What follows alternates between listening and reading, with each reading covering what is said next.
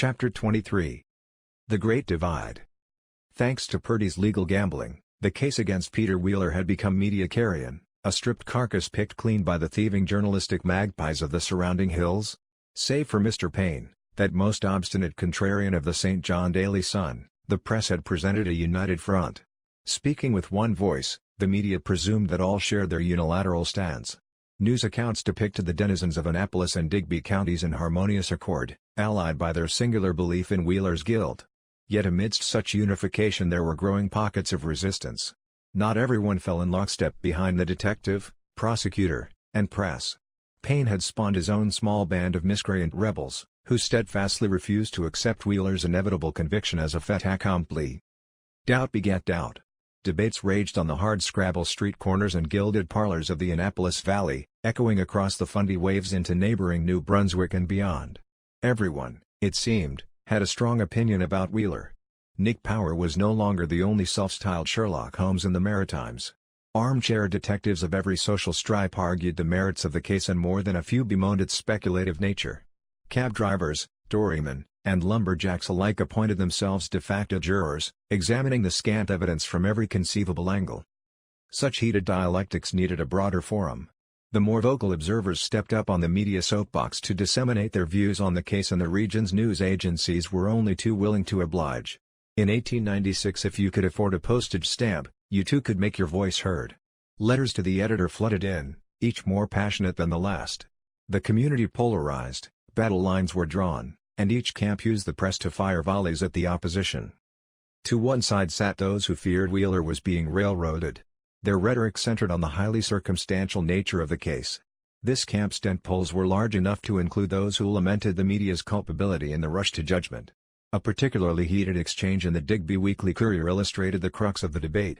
The opening shot was fired by an anonymous reader using the pseudonym Observer on February 21, 1896. Now that the Halifax Chronicle has declared authoritatively that Peter Wheeler murdered Annie Kempton and the Presbyterian Witness has uttered a pious thanksgiving that the murderer was so soon discovered, it may be presumptuous for a humble lover and seeker after justice to say a word to check the ill-judged zeal which might hurry an innocent man to an untimely and ignominious death.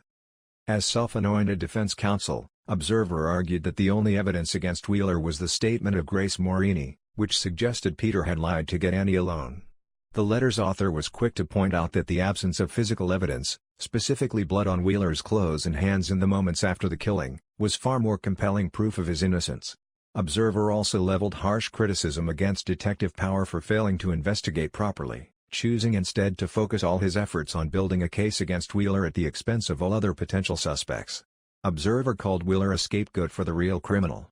The letter closed by revisiting Payne's fears that a rush to judgment was inevitable. It would be cruel to have a special early session to try him before the feeling dies out which the too hasty and premature assumption of his guilt on such slight ground has excited.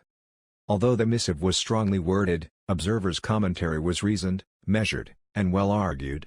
The author gave voice to an otherwise silent minority. The far more vitriolic majority found their voice 2 weeks later, when someone using the nom de plume a lover of justice answered Observer's fire. Lover brought a cannon to a knife fight, unleashing a disproportionate response that countered cool reason with a bullying and belittling personal attack.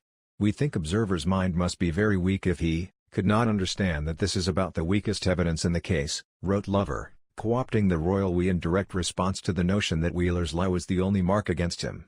Lover, who identified himself as a local and claimed to have voiced the sentiment of the people of Bear River Village, then donned the mantle of prosecutor and proceeded to try Wheeler in absentia, offering his own misguided theories as to why Wheeler had no blood on him.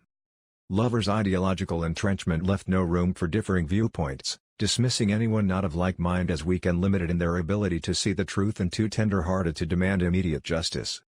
It is also a curious quirk of the human condition that those with closed minds are best able to identify conspiracies in action, and Lover saw money-minded Confederates behind every door. We have reason to believe that if Wheeler had been left alone by those who are looking after their own interests financially, he would have confessed his crime before this and thereby saved the ratepayers of this county unnecessary expense. We cannot expect justice from those who are blocking the way and warning Wheeler not to confess or say anything about it to anyone.